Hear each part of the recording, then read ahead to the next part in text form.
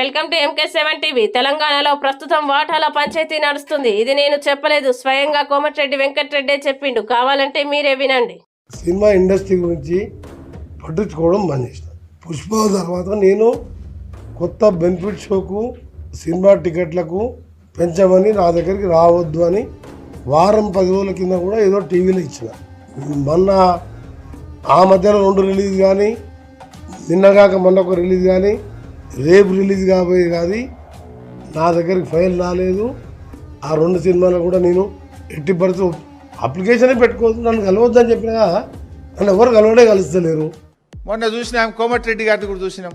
అరే నేను అసెంబ్లీలోనే చెప్పినా ఇక ఒక్క సినిమాకు కూడా అనుమతి ఇచ్చేదే లేదు, ప్రివ్యూ షో లేదు, రేట్లు పెంచేది లేదు, నేను సంతకం పెట్టకుండానే జీవోలు వస్తున్నాయని ఆయన బహిరంగంగా చెప్పిండు. వీడియోలు మనందరం చూసినాం.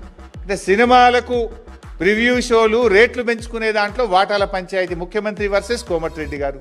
ఇది నేను చెప్పలే, కోమటిరెడ్డి గారే చెప్పిండ్రు. ఏం జరుగుతుంది రాష్ట్రంలో ప్రజలు గమనిస్తున్నారండి.